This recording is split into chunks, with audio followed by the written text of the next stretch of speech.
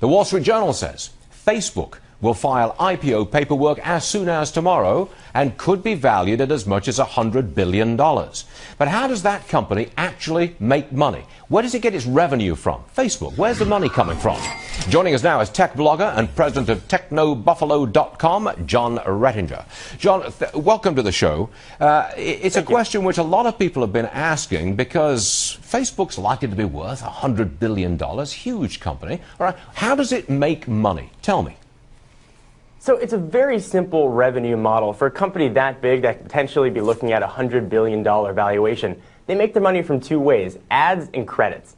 Ads, those things you see on the side that a lot of folks ignore, as you mentioned, account for 90% of Facebook's revenues. They also have this system called credits, and essentially it's a virtual currency that people can buy in Facebook to use for apps and in purchases. It's a relatively simple model. One thing to mention, though, even though you're ignoring those ads, you're still seeing them, and by watching those ads, Facebook is still making money. So you don't have to click on them. You don't have to respond. Simply by the fact that they are there, then you get then Facebook gets revenue. It's as simple as that, right?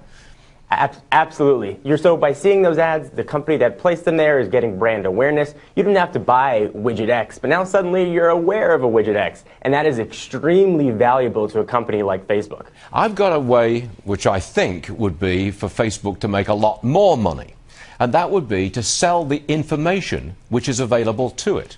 Now, we just heard that Google is going to collect information from YouTube, smartphones, and from its Gmail and all the rest of it, and bring it all together so that they can sell a profile anonymously of you. We think that's worth billions of dollars in profit.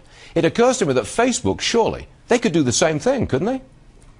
So Facebook certainly could do the same thing. Facebook right now is not selling information from the users, but they are sharing it with their partners that run applications. Oftentimes that information is made completely anonymous and then given to those application makers. You'd be opening up a huge political can of worms, though, as far as users' piracy is concerned. However, people need to keep in mind, people get up in arms and enraged whenever privacy is an issue. This is still a free service. This isn't blood, this isn't oxygen, it's not air. You could simply not use Facebook. Yeah, okay, give me your ideas here. Do you think that on the basis of the amount of money that Facebook takes in now and in the future, is it worth $100 billion? Should it be valued at that? So that is the $100 billion question. Their IPO could put them in the ranks of GM, Visa, and AT&T. Right. Now, Facebook at its core is a network good. The barriers to entry are extremely high. But if that network, which is known to be extremely fickle, you only have to ask Friendster and MySpace, suddenly that $100 billion valuation directly goes down the tubes. So is it worth it right now? Yes, absolutely. I would not bet against Facebook. Facebook is becoming synonymous with the internet, saying Facebook me. It's the cost of doing business now for a company to have a Facebook page.